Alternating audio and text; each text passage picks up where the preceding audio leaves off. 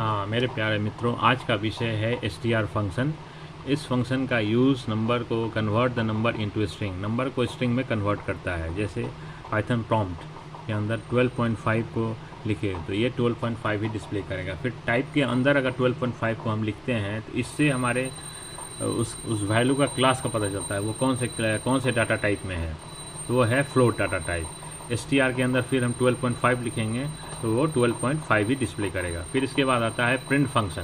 The task of print function is to display content on the screen. Print function के अंदर कोई भी argument हम देंगे, चाहे वेरिएबल के साथ वैल्यू और स्टेटमेंट, तो वो डिस्प्ले करेगा स्क्रीन पे। इसके सिंटेक्स होता है प्रिंट आर्गुमेंट।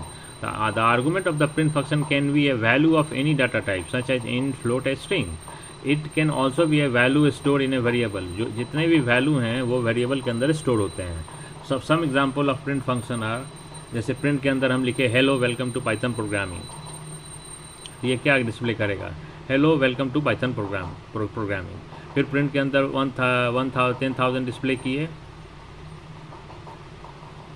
10,000 डिस्प्ले किए तो 10,000 डिस्प्ले करेगा। फिर प्रिंट के अंदर डिस्प्ले स्ट्रिंग डेमो तो डिस्प्ले करेगा डिस्प्ले स्ट्रिंग डेमो। फिर पाइथन एस्केप कैरेक्टर। पाइथन क्यों यूज़ करते हैं पाइथन एस्केप कैरेक्टर को? Python escape character is used to normalize the small error in the occur in the print function while declaring any argument inside the print function, then it may be possible to display some error message. That kind of error message has been removed by the escape character, जैसे backslash इसके on मोर।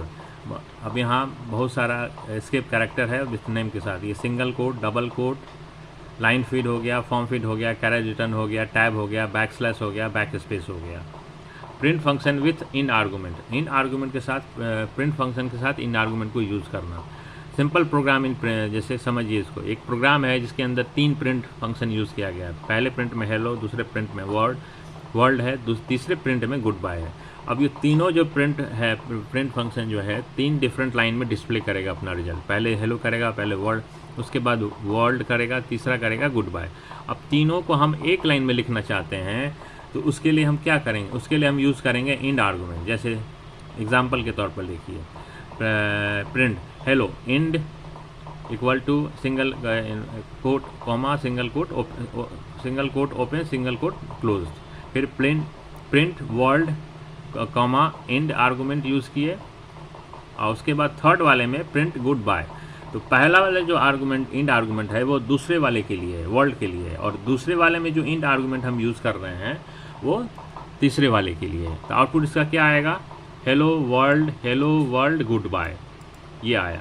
उसके बाद topic आता है assigning value to a variable. In Python equal sign is use as the assignment operator. Equal sign क्या है? Assignment operator है। The statement for assigning value to a variable is called assignment statement. अब इसका syntax क्या है? Value equal to expression may contain information in terms of value. Expression may contain information, expression के अंदर जो भी information रहेगा वो वैल्यू के फॉर्म में रहेगा। Expression sometimes express may contain, जिसके अंदर ऑपरेंड भी रहेगा, ऑपरेटर भी रहेगा। जैसे Z equal to, for example Z equal to 1, Z output 1 आ गया। रेडियस इक्वल टू 5 तो रेडियस, तो आउटपुट रेडियस 5 आ गया। R equal to radius plus Z, तो जेड का वैल्यू 1 है, रेडियस का वैल्यू 5 है, तो आर लिखेंगे तो आउटपुट 6 आ जाएगा। E equal to 5 plus 10 into 10 plus 5 E किए तो इसका वैल्यू आ गया 155। सेकेंड एग्जाम्पल हम देखें, ये सेकेंड एग्जाम्पल। इसमें क्या किया गया? P equal to Q equal to R equal to 100।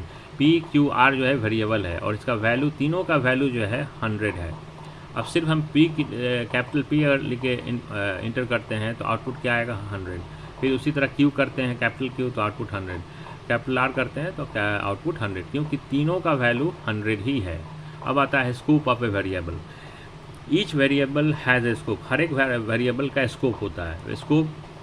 Scope of a variable is part of the program. इसको वेरिएबल का जो स्कोप है वो प्रोग्राम का पार्ट है। Where a variable on we reference, जहाँ रेफरेंस के लिए काम होता है। जैसे सी इक्वल काउंट प्लस 1, ये डिस्प्ले करेगा एरर, इसके साथ कुछ एरर मैसेज भी आएगा। अब इसको सुधारने के लिए क्या करना है? तो काउंट इक्वल टू 1, उसके बाद सी इक्वल टू काउंट प्लस 1, तब सी करेंगे तब आउटपुट आएगा 2, क्योंकि काउंट का वैल्यू पहले 1 है। उसके बाद सी के अंदर जो हम काउंट डिक्लेयर करते हैं उसके साथ 1 करते हैं, तो 1 + 1 2 हो गया। बंधुओं, आज का विषय समाप्त हुआ। धन्यवाद।